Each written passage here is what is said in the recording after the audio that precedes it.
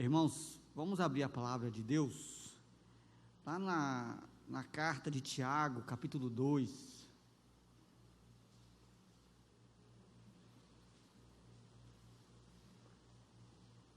Eu ainda não comecei a série de exposição, de costume, mas eu vou começar, estou me preparando para isso.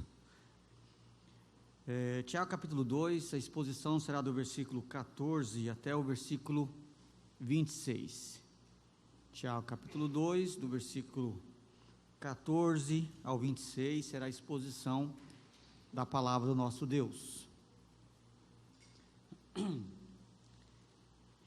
E diz assim a palavra de Deus: Meus irmãos, qual é o proveito se alguém disser que tem fé, mas não tiver obras? Pode acaso semelhante fé salvá-lo? Se o irmão ou irmã estiverem carecidos de roupa e necessitados de alimento cotidiano, e qualquer dentre vós lhe disser: ide em paz, aquecei-vos e fartai-vos, sem contudo lhes dar o necessário para o corpo, qual é o proveito disso? Assim também a fé, se não tiver obras, por si só está morta. Mas alguém dirá: tu tens fé, e eu tenho obras. Mostra-me essa tua fé sem as obras, e eu com as obras te mostrarei a minha fé. Crês tu que Deus é um só? Fazes bem. Até os demônios creem e tremem. Queres, pois, ficar certo, ó homem insensato, de que a fé sem obras é inoperante? Não foi por obras que Abraão, o nosso pai, foi justificado quando ofereceu sobre o altar o próprio filho Isaque? Vês como a fé operava juntamente com as suas obras. Com efeito, foi pelas obras que a fé se consumou. E se cumpriu a Escritura, o qual diz: ora, Abraão creu em Deus, e isso lhe foi imputado para a justiça, e foi chamado amigo de Deus. Verificais que uma pessoa é justificada por obras e não por fé somente. De igual modo, não foi também justificada por obras a meretriz Raabe, quando acolheu os emissários e os fez partir por outro caminho? Porque assim como o corpo sem espírito é morto, assim também a fé sem obras é morta. Vamos orar, meus irmãos, mais uma vez. Pai amado, muito obrigado por sua palavra. Ela é viva, ela é eficaz, ela é poderosa. Muito obrigado, ó Deus, porque o Senhor não nos deixa só, mas o Senhor fala conosco ainda hoje, através das Escrituras. Pedimos que o Senhor abra os nossos ouvidos para ouvirmos com clareza a voz do Teu Espírito. Pedimos que o Senhor tenha misericórdia de nós e fale, ó Deus, ao nosso coração. Permita que possamos ouvir o Senhor. Tenha misericórdia da minha vida, dá-me graça de ser instrumento nas mãos do Senhor e transmitir a mensagem do Senhor com zelo, com fidelidade, sobretudo, ó Deus, no poder e na dependência do Teu Santo Espírito. Dá-me a graça, ó Deus, de expor a Tua palavra de tal forma que o Senhor seja glorificado, exaltado e engrandecido durante a exposição das Escrituras. Abençoe-nos, ó Deus, com a Tua palavra. Nós te rogamos no nome de Jesus. Amém. Meus irmãos, a doutrina-chave do cristianismo é certamente a fé. Fé é a doutrina-chave. As Escrituras nos ensinam que nós somos salvos pela fé. A Bíblia também diz que o justo viverá pela fé, que é impossível agradar a Deus sem fé. E também a Bíblia vai dizer que tudo que for feito sem fé é pecado. E além disso, temos aquela lista enorme lá em Hebreus 11, chamada Galeria da Fé, que fala de homens e mulheres que morreram e viveram por causa da sua fé. Tiago, ele vai reforçar esse assunto, mas ampliando talvez para alguns o conceito do que seja fé. E Tiago vai mostrar para nós que a fé, ela nunca é somente um sentimento. A fé, ela é sempre materializada em obras, em ações. Aquilo que Paulo elogia a igreja aos Filipos, quando fala da operosidade da vossa fé. Na Bíblia, fé está sempre enraizada em ações. E o ponto de Tiago, nesse texto, é justamente tratar sobre isso. Essa carta foi escrita por Tiago. Quem é esse Tiago? Esse Tiago é o meio-irmão de Jesus. Tá? Como eu falei de manhã na escola dominical, não um apóstolo. Tiago, o apóstolo, tinha sido decapitado, foi o primeiro mártir da igreja, de acordo com Atos capítulo 2. Esse Tiago aqui é aquele que Paulo, na carta aos Coríntios, diz que Jesus, ao aparecer para algumas pessoas, Paulo diz, e apareceu para Tiago, o irmão do nosso Senhor. Então esse Tiago é o meio-irmão de Jesus, tá? Que certamente se converteu depois da ressurreição de Cristo, de acordo com Atos capítulo 15, se tornou o grande líder da igreja em Jerusalém. E essa carta, então, ela é escrita para judeus que foram dispersos de Jerusalém, ou da região da Judéia, para outras regiões. Se você olhar no capítulo 1, a carta começa assim, ó: Tiago, servo de Deus e do Senhor Jesus Cristo, as 12 tribos que se encontram na dispersão.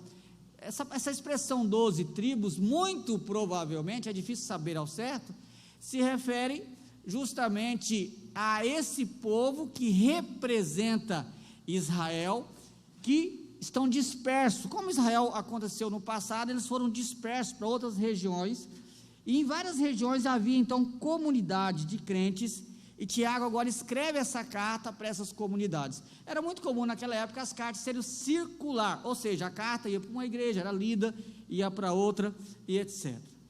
E ao escrever essa carta, como todas as cartas do Novo Testamento, Tiago visa corrigir problemas, dar esperança, animar. Por exemplo, aquela igreja, aquela comunidade estava passando por provações, então ele ensina como lidar com as provações. Havia naquela comunidade algumas intrigas entre a liderança, de acordo com o capítulo 3 e o capítulo 4, e ele puxa a orelha dessa liderança.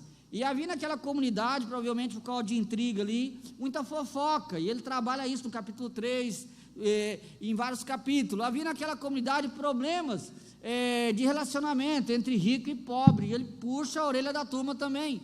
Então é uma carta muito prática, ensinando como devemos viver como cristão na nossa vida prática. E esse modo de viver prático é o reflexo da fé salvadora. Então, Tiago também está preocupado em corrigir um pensamento equivocado a respeito da justificação pela fé. Paulo é o grande pregador da justificação pela fé, e de fato é a grande mensagem central do cristianismo, de que a salvação é somente pela fé, sem o peso das obras. Essa é a grande mensagem cristã.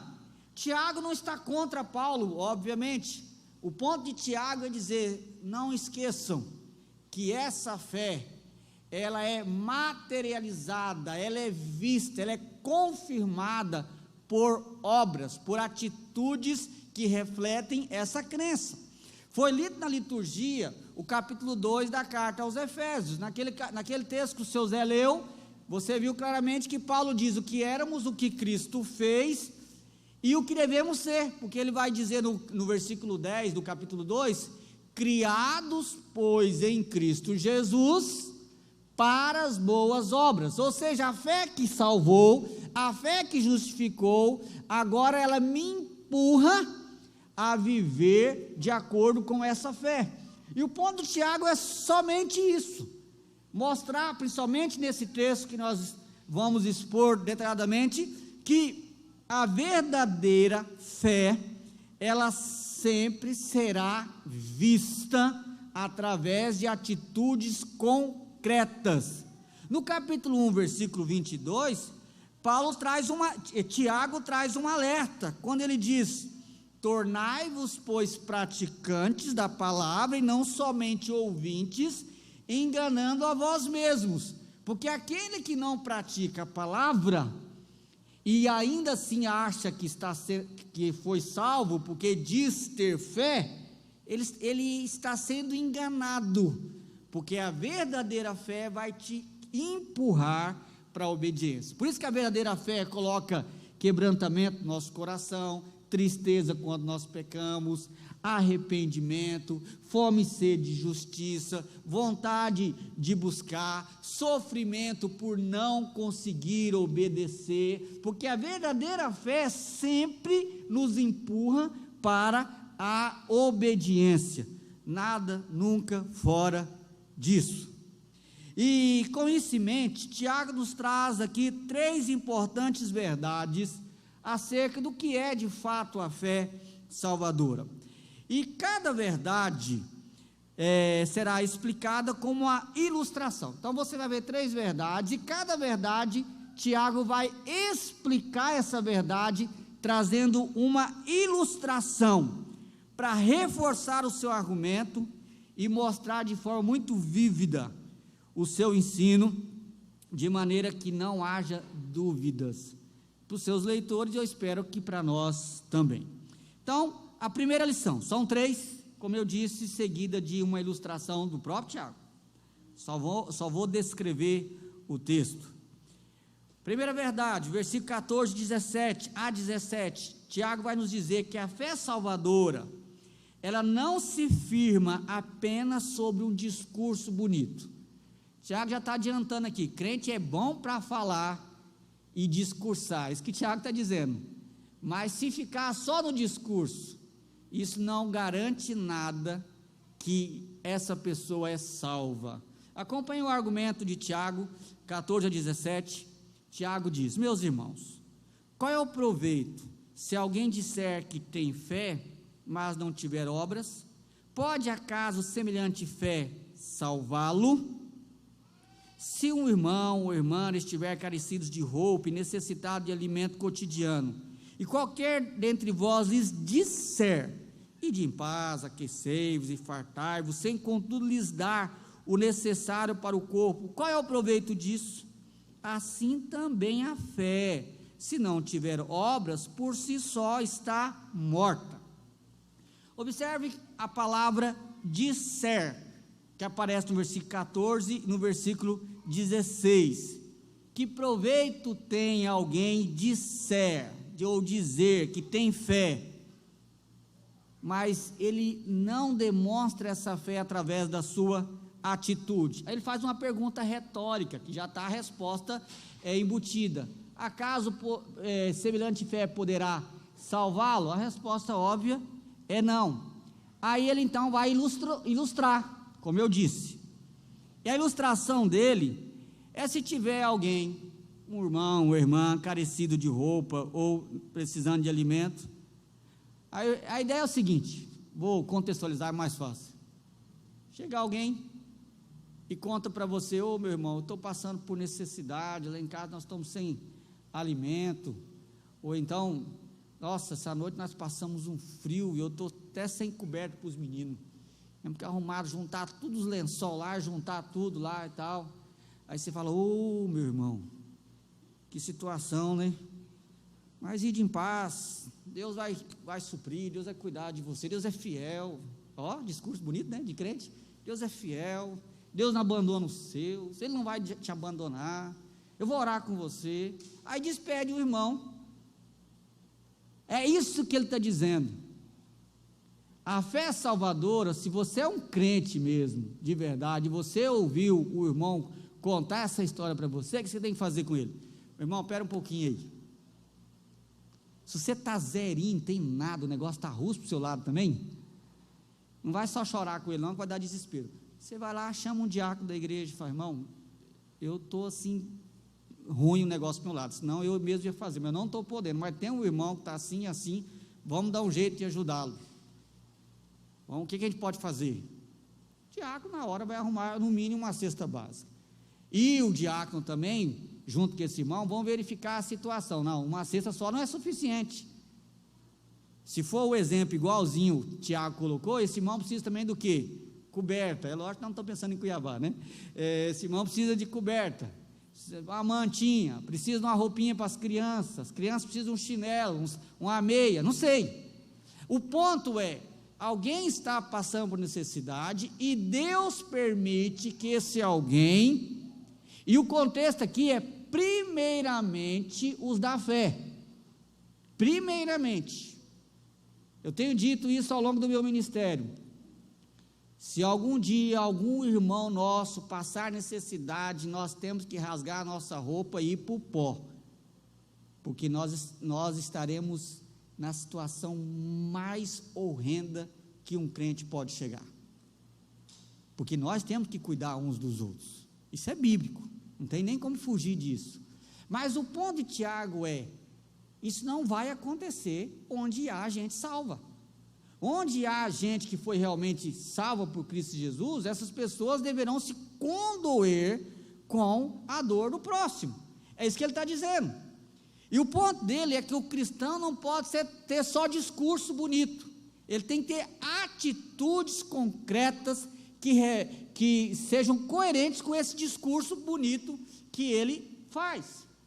Não sei se vocês gostam do Chaves, lá em casa todo mundo, até o Bernardo, gosta do Chaves. E tem um episódio do Chaves, que o Chaves no episódio é aquela criança que mora na rua, lembra? E tem um episódio do Chaves que fica lá, o professor Girafales, Dona Florinda, fica conversando sobre a situação das crianças carentes. Eles ficam comendo uma bolachinha, e vão falando assim, as crianças carentes, e vão comendo a bolachinha, e o Chaves só olhando. Aí o Chaves vai colocar a mão, estira a bolachinha e continua discursando sobre as crianças. O Chaves vai pôr a mão, estira e vai para o outro lado. Chega uma hora que o Chaves come comédia, pega a bolacha, sai correndo e foge. Mas o que é naquela comédia, o que quis mostrar? Que muitas vezes a gente fala, tá a pessoa do nosso lado passando fome, a gente não faz nada. Então, que fé salvadora é essa, que não me faz levantar e fazer alguma coisa para a pessoa que está ao meu lado passando necessidade? E agora o argumento dele é pesado. Pode acaso semelhante fé salvá-lo? E Tiago provavelmente está usando esse exemplo, porque na igreja, ou nas igrejas a quem Tiago escreve essa carta, havia muitas pessoas carentes. Ele diz isso no versículo 9 do capítulo 1, no capítulo 2, do versículo 1 ao 6, no capítulo 5, lá no versículo 4, ele puxa a orelha dos ricos, que não estavam dando atenção aos seus empregados, porque o crente, ele tem que ser justo com as pessoas que trabalham para ele.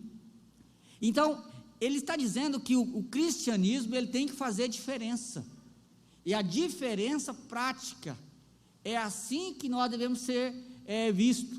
Então, não adianta você dizer que você é crente, que você ama Jesus, que Jesus é tudo para você, aí você levanta a mão, chora, Jesus é tudo para mim, eu não vivo sem Jesus, mas você não é capaz de dar um óleo para a cesta básica, você não é capaz de dar um feijão, você não é capaz de pagar a conta de luz para alguém que você conhece, que você sabe que está precisando, de comprar um remédio para alguém que está precisando, de ajudar uma pessoa que está passando por uma outra necessidade.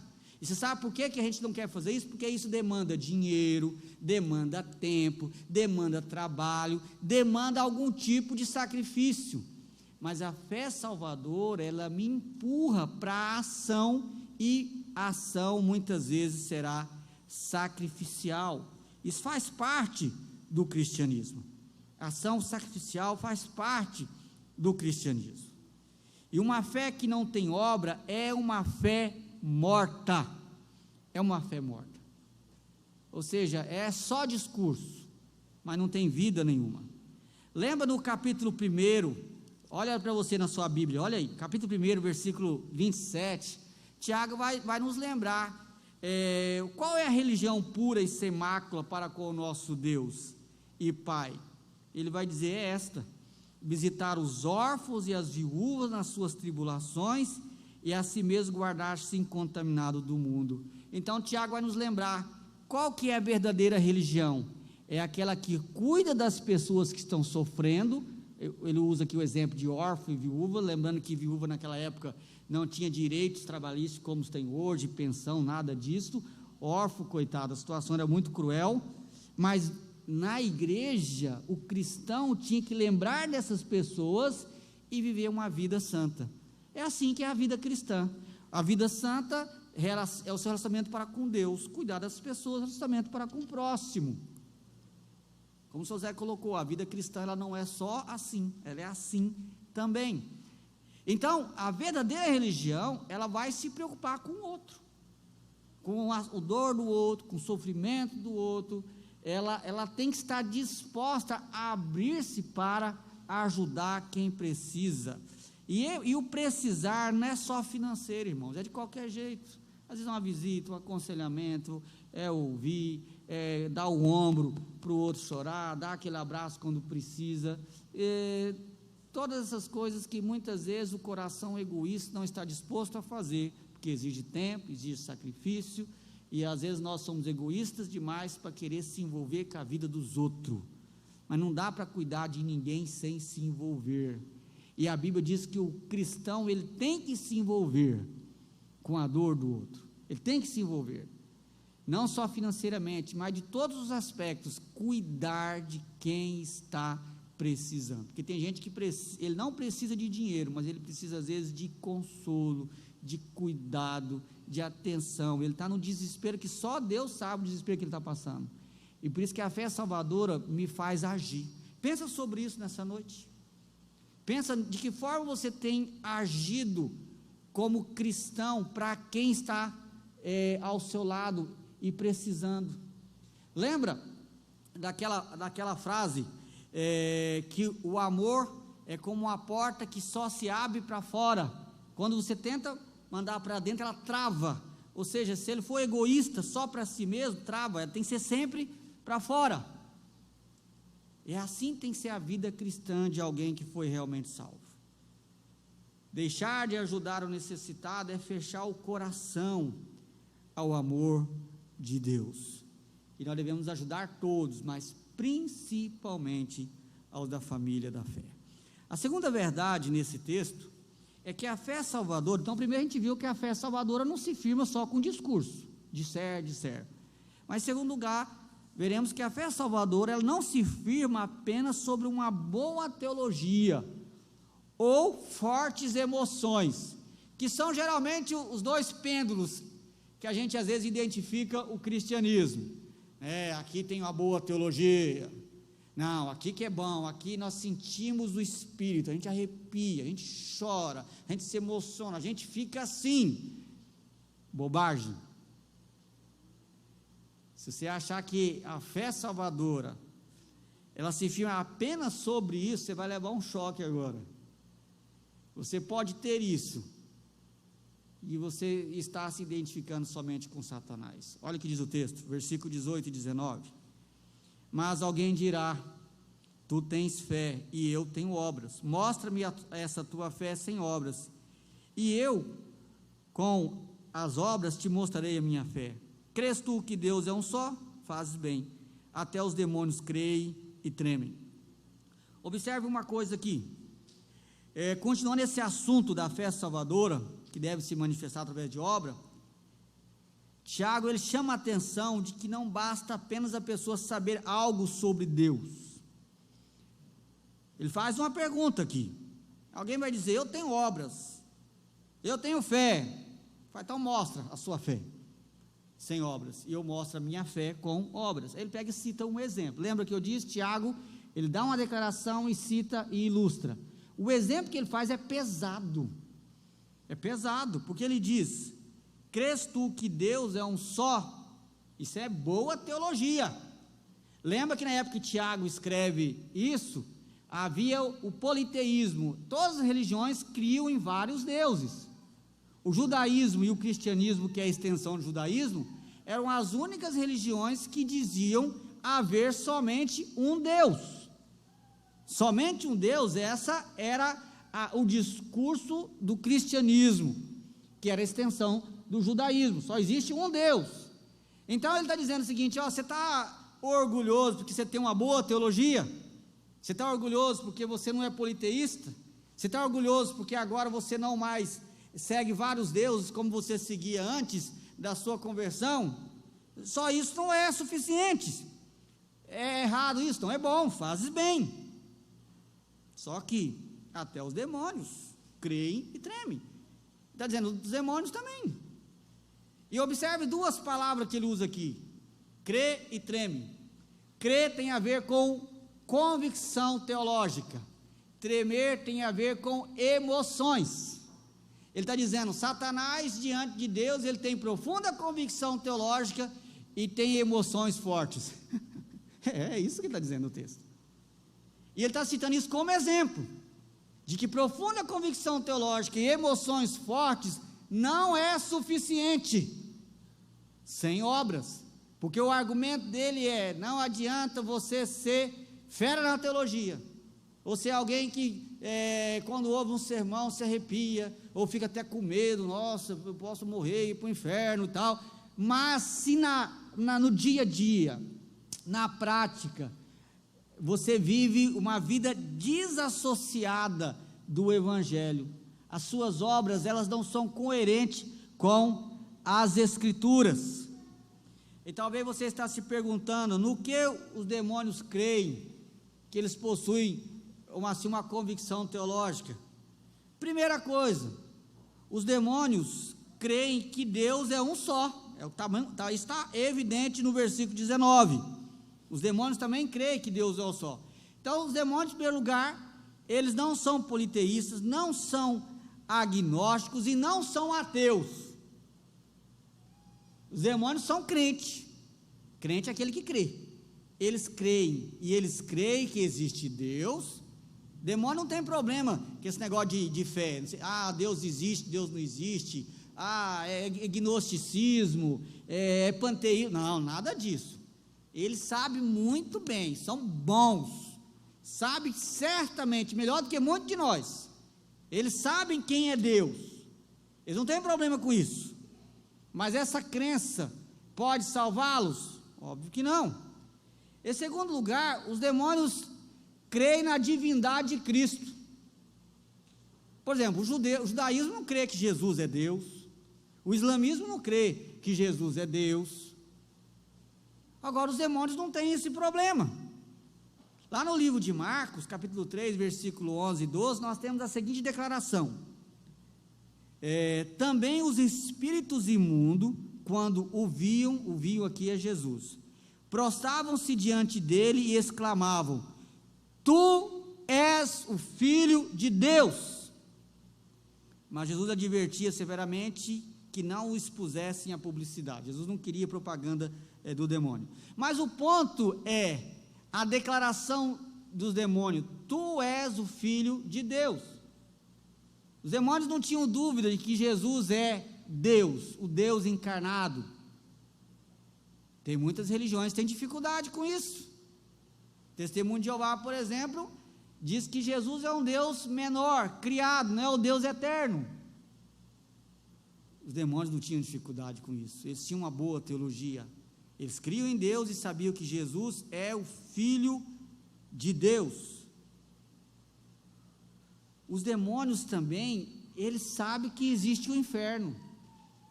Então eles também têm uma boa escatologia.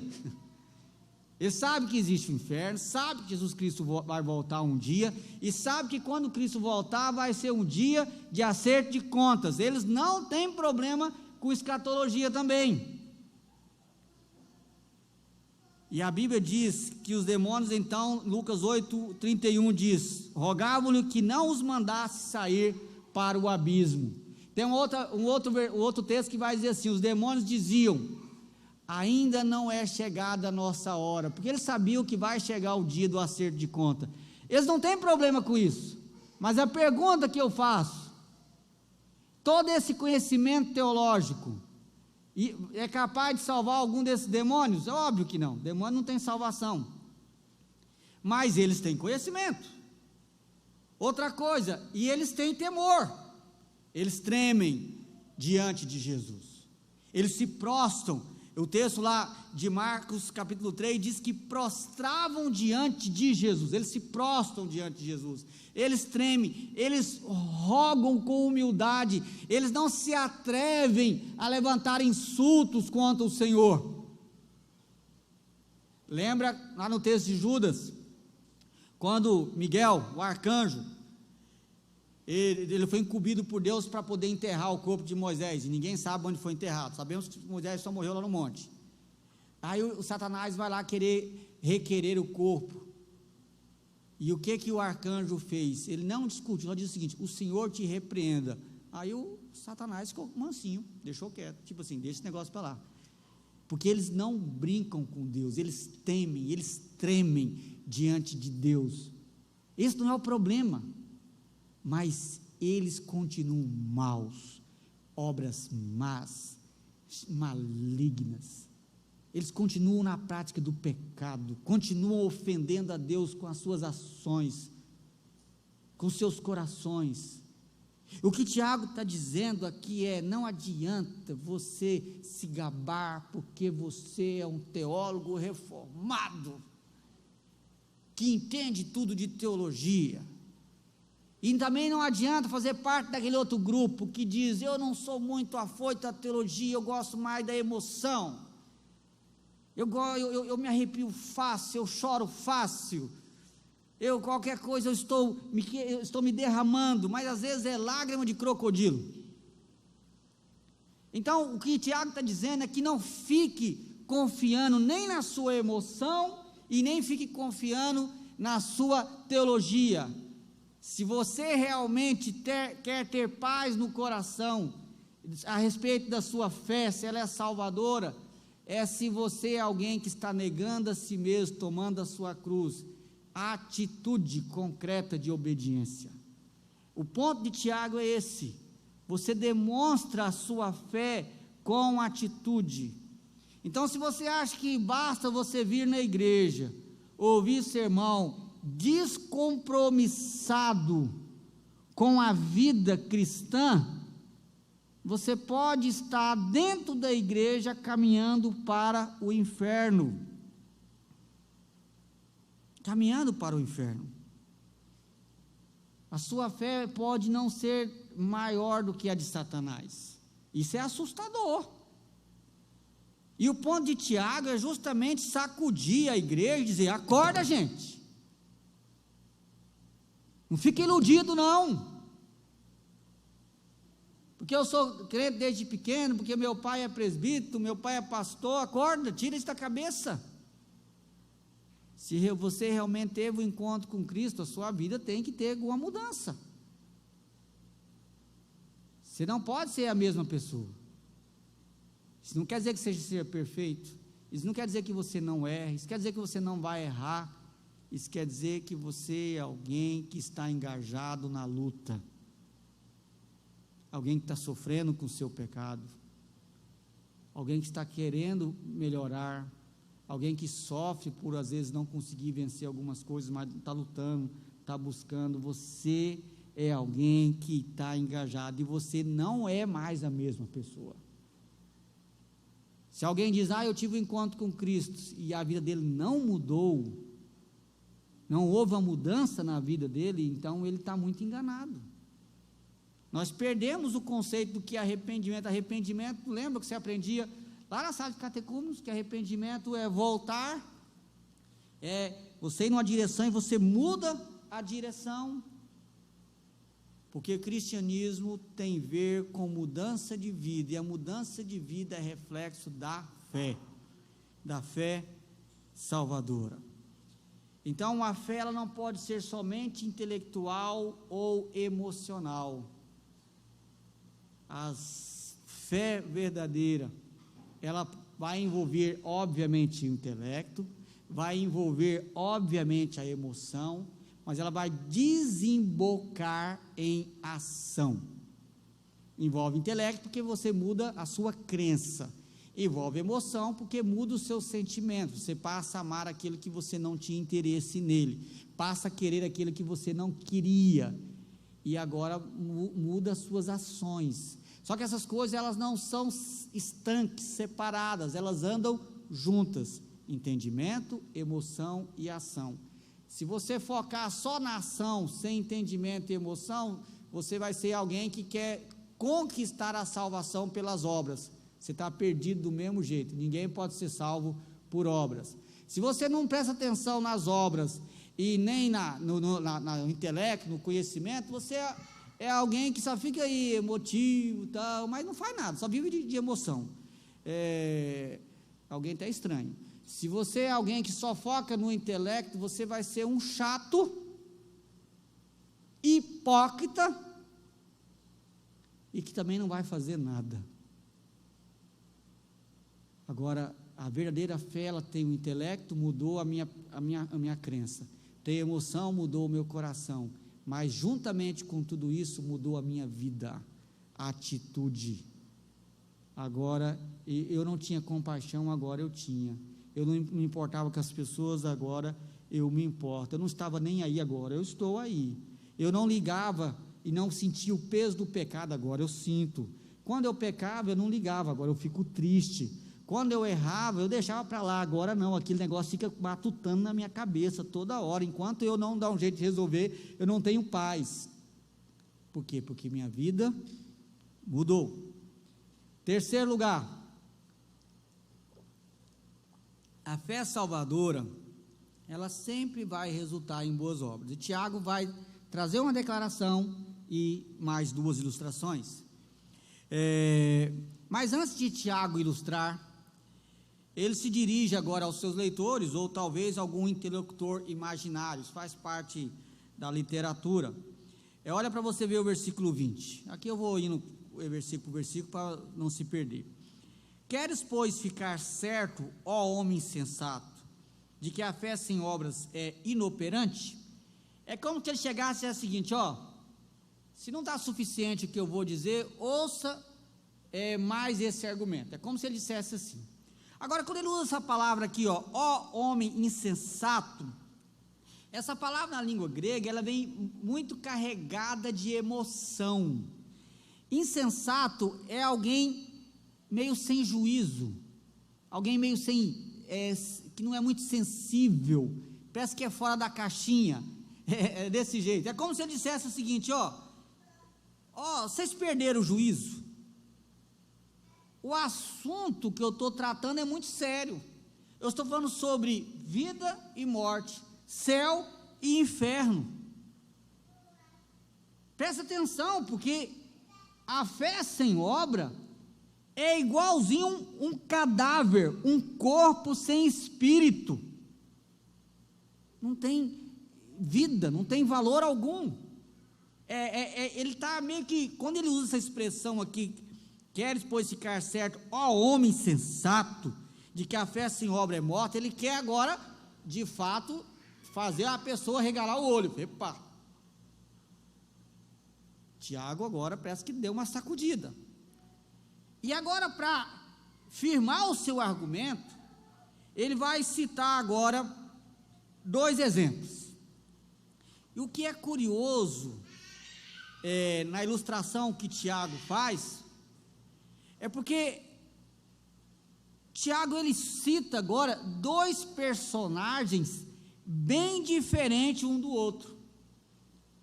Ele vai dizer no versículo 21 sobre Abraão, ele vai até o versículo 24, usando Abraão como exemplo, e do 25 ele cita Raabe. Agora eu quero que você preste atenção no seguinte, porque Tiago, para chamar a atenção com veemência, como ele faz agora no versículo 20, ele cita dois personagens totalmente antagônicos, diferentes um do outro. Pensa comigo, Abraão, ele se refere no texto como o nosso pai. Raabe, no versículo 25, ele se refere a Raabe como a meretriz. Abraão era judeu, Raabe era uma cananeia, uma gentia. Abraão, um judeu piedoso. Raabe, uma prostituta. Ele está citando exemplo de dois personagens bem distintos, totalmente antagônicos e diferentes um do outro. Pessoas tão diferentes, que a pergunta que a gente se faz é o seguinte: o que pessoas tão diferentes tiveram em comum a ponto de serem listadas no mesmo texto, com a mesma fidelidade, ou melhor, com a mesma finalidade, que é servir como ilustração acerca de como a fé salvadora se manifesta? Então eu achei muito curioso a forma como o Tiago vai usar o seu argumento. Ele usa dois exemplos totalmente diferentes, mas com um único objetivo: mostrar que mesmo sendo tão diferentes, esses dois personagens da história tiveram algo em comum. Eles de fato experimentaram a fé salvadora. E qual é a prova disso? É a forma como eles reagiram diante da situação que eles se encontravam, em lugares diferentes, em contextos diferentes, em situações diferentes, mas a fé salvadora estava presente e pôde ser vista. Primeiro, ambos obedeceram a palavra de Deus em resposta à sua fé. Essa é a primeira coisa. Agora, primeiro vamos ver Abraão, vamos seguir a ordem do texto. Ao se referir aqui a Abraão, Tiago está pensando em Gênesis capítulo 22.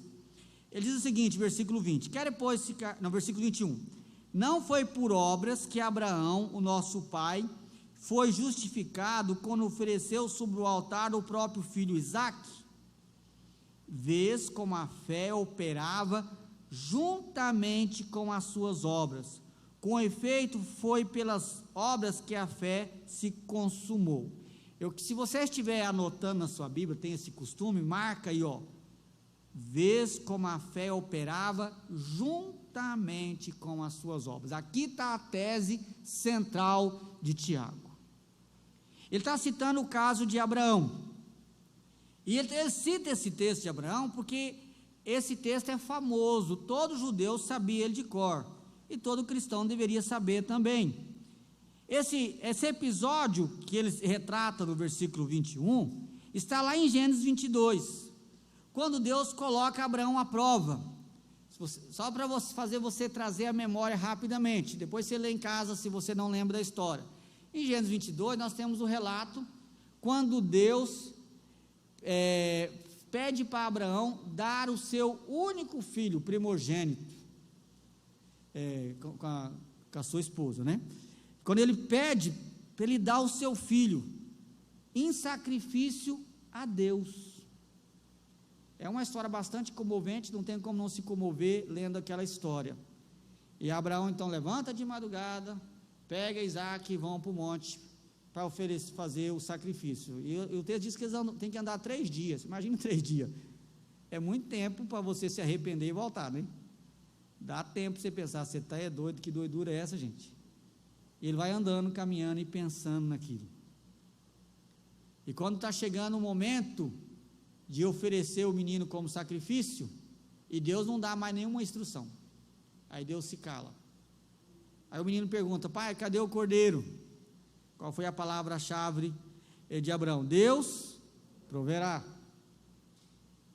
E aquele texto é de arrepiar, porque ele prepara o altar, coloca o menino, e o menino, imagina a carinha do menino olhando para o pai. E ele diz o texto que ele pega o cutelo, e Deus deixou ele até nessa posição aqui, e Deus manda ele parar, e aí Deus fala, olha o cordeiro ali. Deus não queria, e Deus não aceita sacrifício humano, mas a fé de Abraão foi confirmada por sua atitude, por sua obra. Então Deus vai dizer lá no versículo 12 do capítulo 22, agora sei que temes a Deus, porquanto não me negaste o filho, o teu único filho. O argumento de Tiago aqui, porque os judeus conheciam essa história de cor, é como que Abraão demonstrou que ele tinha uma fé viva, quando ele obedeceu até as últimas consequências a Deus. E ele obedeceu, e o texto é muito claro, que a sua obediência foi uma resposta à sua fé. O autor da carta aos Hebreus vai dizer que Abraão fez o que fez, porque ele cria que Deus poderia até ressuscitar o seu filho. Então, tudo que Abraão fez foi uma resposta à sua fé. E o ponto de Tiago é: a fé verdadeira, ela vai nos levar a agir em obediência a Deus, de acordo com a vontade e o plano de Deus. E aí em seguida Deus jurou abençoar Abraão, a sua descendência e todas as nações da terra. Aí o versículo 18 vai dizer: porque obedecestes a minha voz, diz lá em Gênesis 22, 18. O foco lá é justamente que Abraão obedeceu a voz de Deus em resposta à fé que ele tinha em Deus, o que resultou em bênção, não só para Abraão, mas toda a sua descendência e a terra inteira, porque de Abraão viria o Salvador do mundo. Então presta atenção que a fé de Abraão trabalhou junto com as suas atitudes. Por isso o versículo 22 de Tiago 2, 22, vês como a fé operava juntamente com as suas obras, com efeito foi pelas obras que a fé se consumou. É uma afirmação. Agora, precisamos abrir um parênteses aqui. Nós não estamos dizendo, estou dando essa ênfase constantemente, a fé operava juntamente com as suas obras. Talvez alguém pode pensar que a salvação é pelas obras, não é. A salvação, justificação continua sendo pela fé.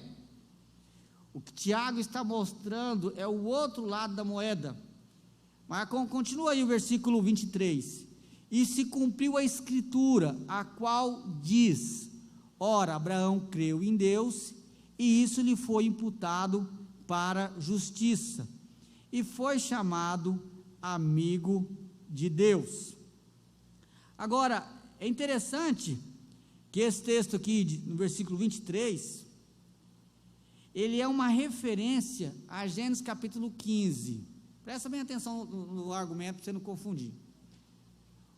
Quando Deus pede Isaque, e Deus prova Abraão, e revela para todos nós a fé de Abraão, isso é no capítulo 22, mas lá antes um pouco, no capítulo 15, Abraão já tinha sido justificado.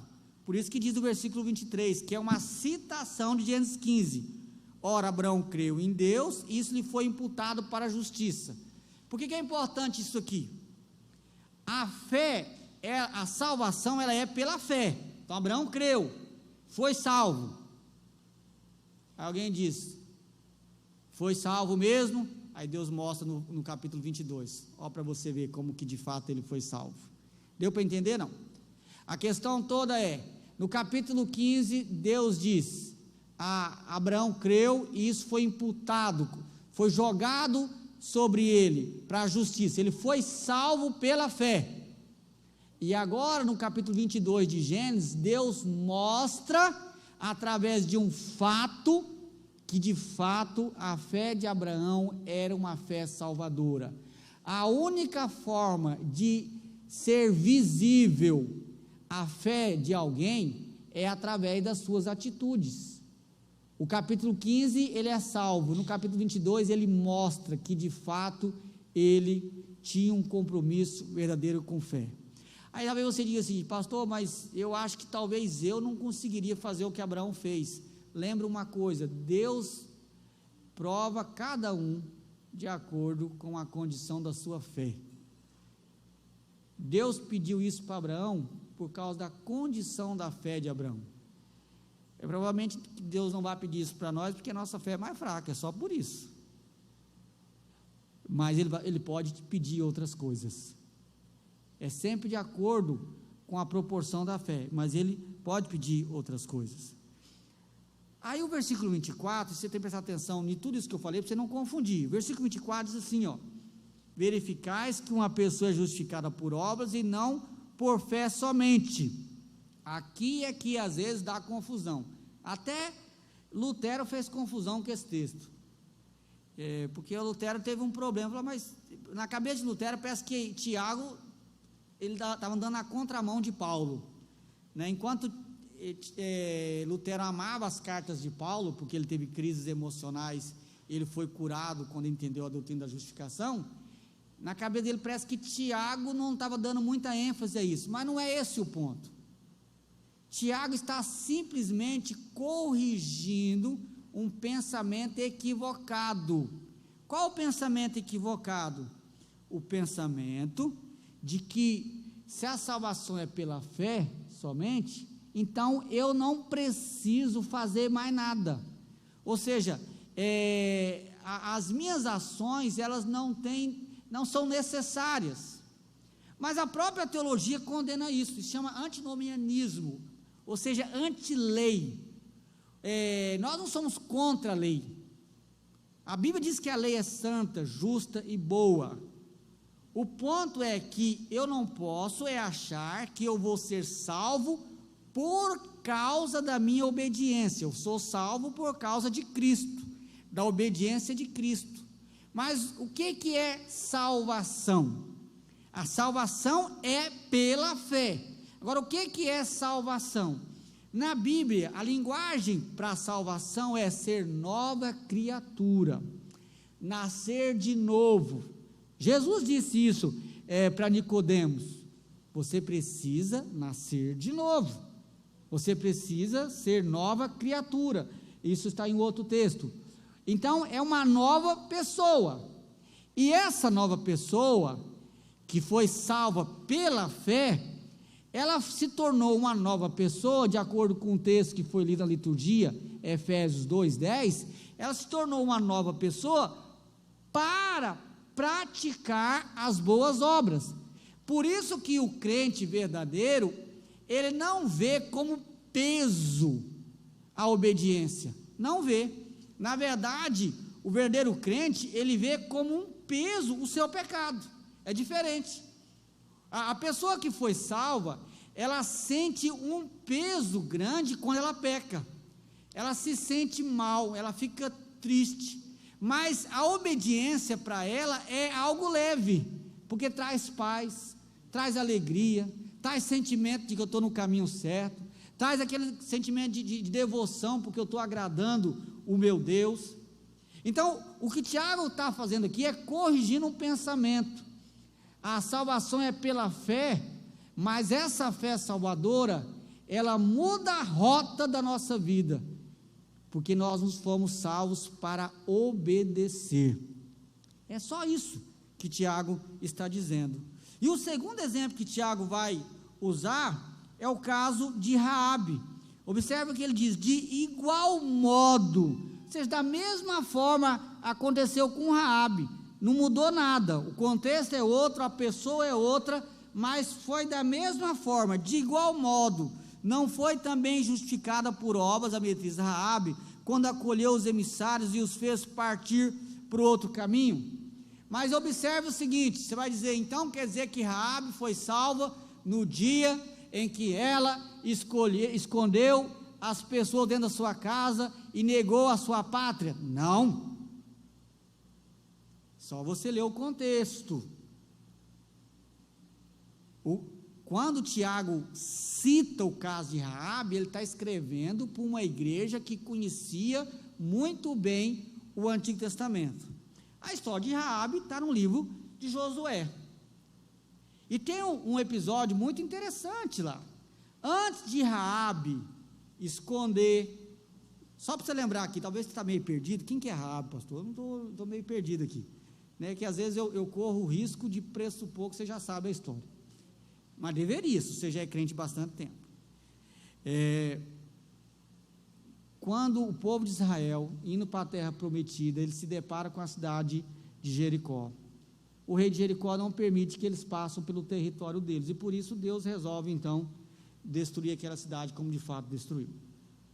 No processo, Moisés manda 2 camaradas, chamados espias, para espiar, para olhar, para ver a cidade.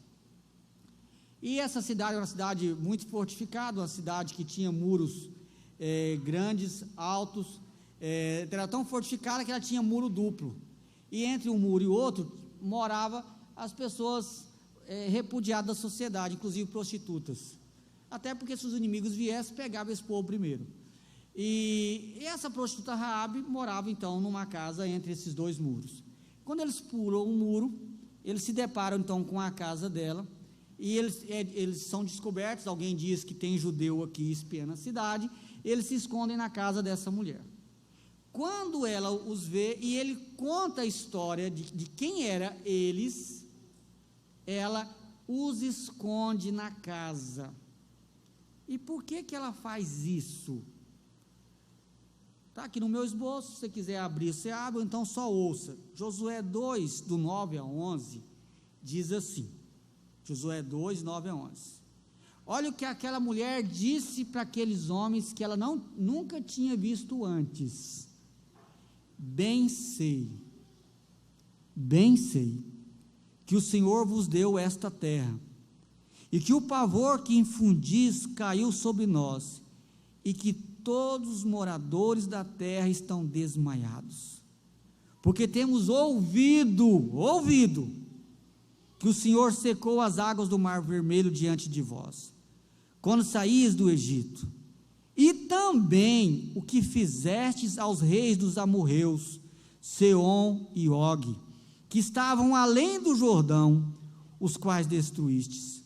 Ouvindo isto, desmaiou-nos o coração, e ninguém mais dá ânimo algum, por causa da vossa presença. Agora presta atenção nisso aqui, porque o Senhor vosso Deus, é Deus em cima nos céus e embaixo na terra.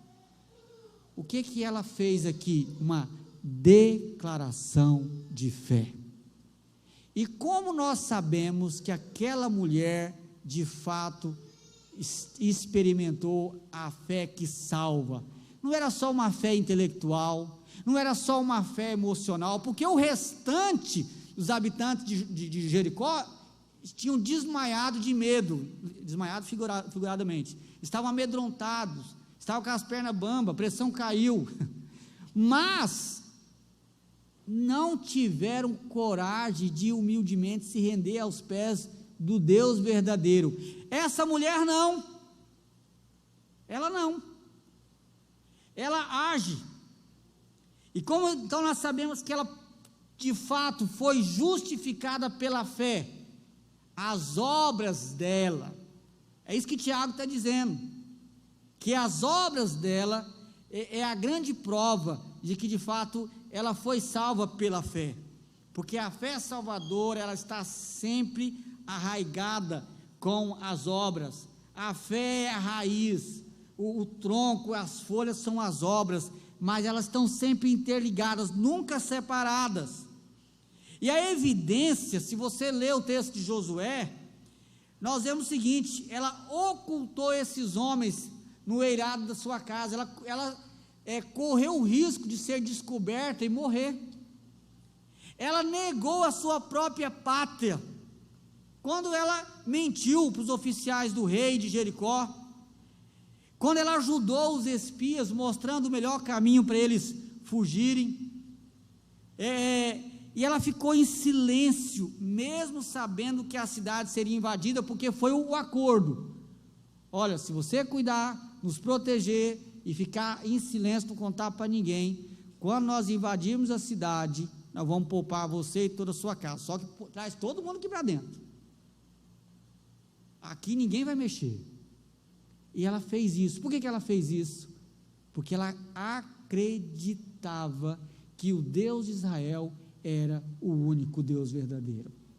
Então a fé dela fez com que ela agisse de forma responsável, corajosa, abnegada. A Bíblia diz isso. Jesus não disse: quem quer vir após mim, negue-se a si mesmo. negue pai, mãe, o que for necessário. Ela negou a sua pátria, ela negou os seus amigos, ela negou tudo, porque ela cria que o Deus de Israel estava presente. Esse é o ponto de Tiago, que a verdadeira fé vai sempre me fazer alguém que age. E sabe o que aconteceu com esses dois personagens da história? Em resposta à fé obediente, foram abençoados por Deus. Presta atenção, irmãos, estou finalizando. A obediência, ela é o reflexo da minha fé, mas a obediência, ela sempre vai fazer diferença na vida do obediente. Faz muita diferença obedecer a Deus. É muito proveitoso, abençoador obedecer o Criador, mesmo quando Ele nos pede algo muito difícil, como pediu Abraão. Em relação a Abraão, você vê que a vida de Abraão e toda a humanidade foram abençoados de forma tremenda, por causa de sua obediência. Imagina, Deus jurou, por causa da sua obediência, Deus jurou abençoar Abraão, a sua descendência, e diz o texto lá, porque obedecestes a minha voz. A obediência, ela vai trazer bênção na vida daquele que obedece em resposta à sua fé. A obediência não só demonstra, confirma que você foi salvo, mas isso escancara as portas para as bênçãos de Deus sobre a sua vida. A obediência de Abraão foi uma bênção tão grande que deixou um testemunho poderoso de que a fé sempre trabalha com as obras. Em terceiro lugar, a fé nos coloca na posição de amigos de Deus quando a nossa fé é materializada em obras. Vós sois meus amigos, diz Jesus, se fizerdes o que eu vos mando. E Abraão foi chamado amigo de Deus, que é o oposto de amigo do mundo. Agora imagina as implicações de ser amigo de Deus.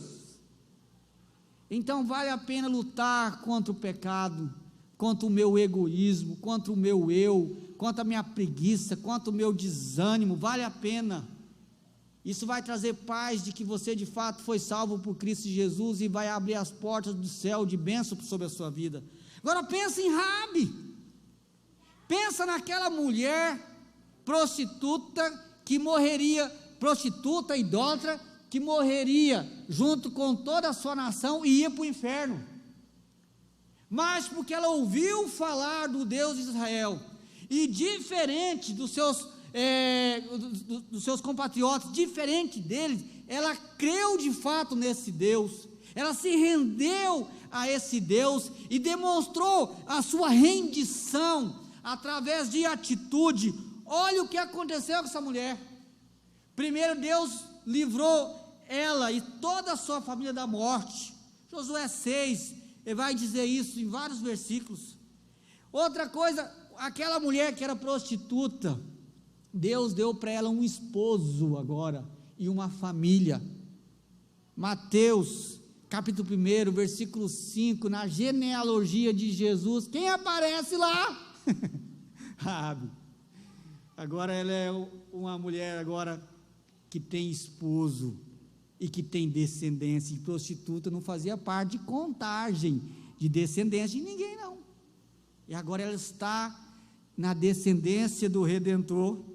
Deus deu a ela esse privilégio de fazer parte da descendência humana de Jesus. Essa mulher se tornaria a tataravó do grande rei Davi. Só você ler em Ruth, capítulo 4, versículo 21 e 22.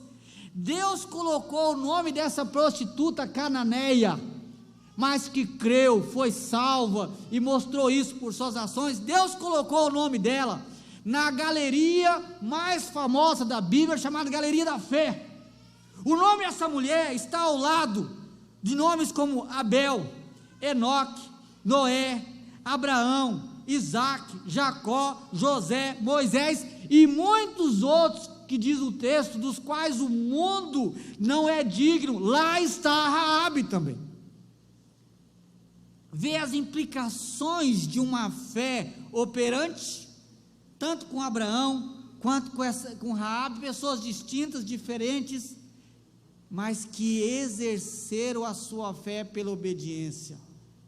Então não interessa o seu contexto anterior, a vida que você viveu anterior, não interessa nada disso. O que interessa é se de fato você tem uma fé viva, e você demonstra essa fé viva através de ações concretas.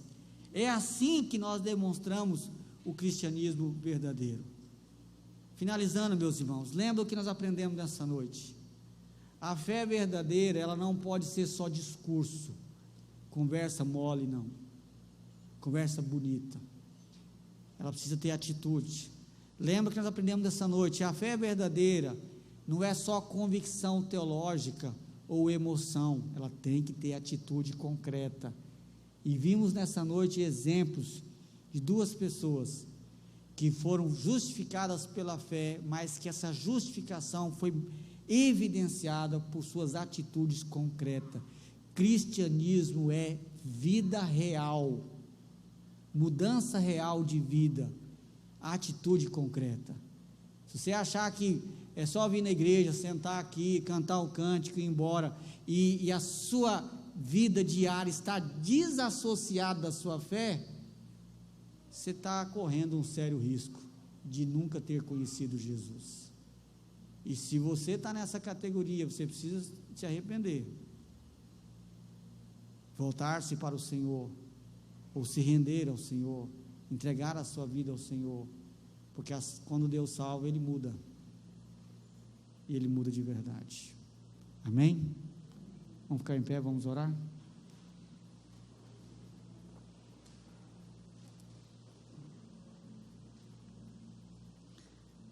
Pai amado, Pai santo, obrigado, Senhor, por essa noite, obrigado por sua palavra.